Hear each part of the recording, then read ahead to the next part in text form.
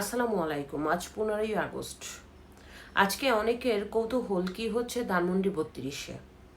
ইতিমধ্যে আমরা জানি যে ধানমন্ডি 32-এ মবের সৃষ্টি হয়ে গেছে। যারা বঙ্গবন্ধুকে শ্রদ্ধা নিবেদন করতে যাচ্ছে তাদের সকলকেই ছাত্রলীগের ট্যাগ দিয়ে পুলিশের কাছে সোপর্দ করছে এবং গণপিটুনি দিচ্ছে। তা আমার বিষয় হলো, বঙ্গবন্ধু কি স্বাধীনতা বিরোধী? বঙ্গবন্ধু কি জঙ্গি? বঙ্গবন্ধু কি এই দেশের রাষ্ট্রদ্রোহী কোনো লোক, যে এই লোকটার মৃত্যু দিবসে আজকে কেউ শোক জানাতে পারবে না? এই বঙ্গবন্ধু তো সেই বঙ্গবন্ধু যেই বঙ্গবন্ধুর ভাষণে বাংলাদেশের মানুষ উজ্জীবিত হয়ে যুদ্ধে ঝাঁপিয়ে পড়েছে। এই বঙ্গবন্ধু তো সেই বঙ্গবন্ধু যে বঙ্গবন্ধুর ডাকে বাংলাদেশ স্বাধীন হয়েছে।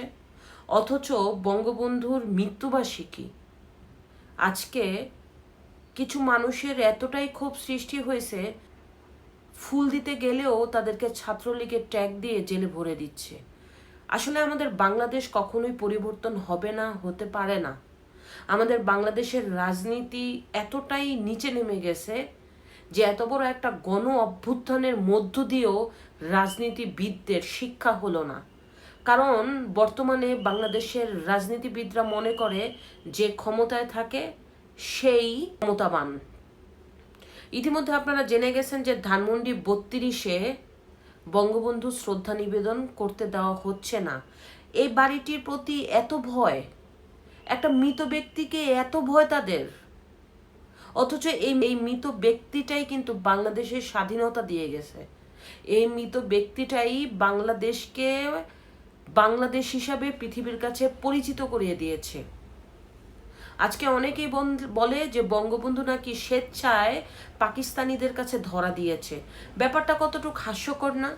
বাংলাদেশের একটা রাষ্ট্র, পাকিস্তানের একটা রাষ্ট্র। 1971 সালে দুইজনই চরম প্রতিদ্বন্দ্বী। তো বঙ্গবন্ধু ছিল বাংলাদেশের লিডার, যে বাংলাদেশকে স্বাধীন করতে চায়। তার কথা কি পাকিস্তানিরা শুনে বঙ্গবন্ধুকে অ্যারেস্ট করে পাকিস্তানে নিয়ে ওই ছাগলের মাংস আর ওই গরুর মাংস খাওয়াইছে? ব্যাপারটা কতটা হাস্যকর ইতিহাস তৈরি করেছে এটা কিন্তু সকলেই জানে। যারা বঙ্গবন্ধুকে দেখতে পারে না, যারা স্বাধীনতা বিরোধী, যারা বঙ্গবন্ধুকে হিংসা করে, তারাই শুধু আজ বঙ্গবন্ধুর এই মৃত্যুবার্ষিকী পালন করতে দেয়নি। আমরা কিন্তু সবাই জানি 1975 সালে এই বঙ্গবন্ধু সহ তার পরিবারের প্রায় সকলকে নৃশংসভাবে হত্যা করেছে সেনাবাহিনীর এক অংশ। তখনও কিন্তু বঙ্গবন্ধুর নাম মানুষ নিতে পারত না। বঙ্গবন্ধুকে কু করার পরে তাকে একদিনও সময় দেয় নাই তার লাশ দাফন করার জন্য। 21 বছর বঙ্গবন্ধুর নাম বাংলাদেশে কেউ নিতে পারেনি। যখনই বঙ্গবন্ধুর নাম নেওয়া হতো তাকে ধরে পুলিশের কাছে সোপর্দ করা হতো। ঠিক একই ঘটনার পুনরাবৃত্তি হলো 2024-এ। আজকে বঙ্গবন্ধুর সাথে আওয়ামী লীগের তুলনা করা হয়। আসলে আমি মনে করি বঙ্গবন্ধু আওয়ামী লীগের না, বঙ্গবন্ধু পুরো বাংলাদেশের। আমরা অনেকগুলি রাজনৈতিক দল হতে পারি, আমাদের মতভেদ আলাদা হতে পারে, কিন্তু আওয়ামী লীগকে দেখে যদি আমরা বঙ্গবন্ধুকে বিবেচনা করি, শেখ হাসিনার কথা চিন্তা করে যদি বঙ্গবন্ধুকে বিবেচনা করি, তাহলে পুরো ইতিহাসটাই আমরা নষ্ট করে দিচ্ছি।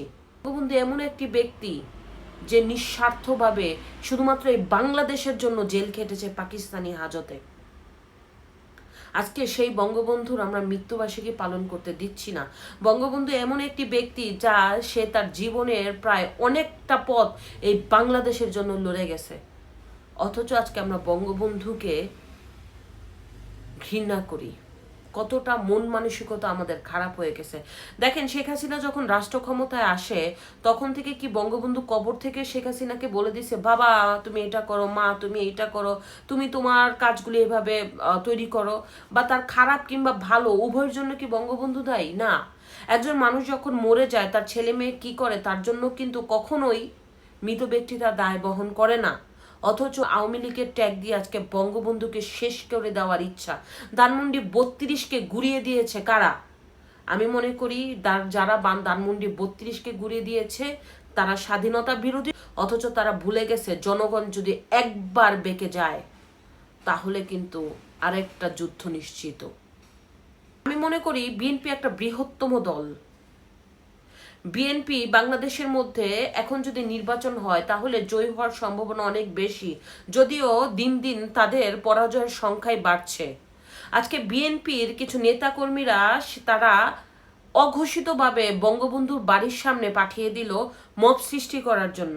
এতে কিন্তু বিএনপির অনেকটাই ভোট কমে যাচ্ছে, কারণ বিএনপির মধ্যে যদি ভালোবাসা না থাকে, বিএনপি সামনে ক্ষমতা যাবে, তাদের মধ্যে যদি প্রতিহিংসার রাজনীতি থাকে, তাহলে এই বিএনপি তো সামনে এগিয়ে যেতে পারবে না, একটা নির্দিষ্ট সময় তারাও থেমে যাবে।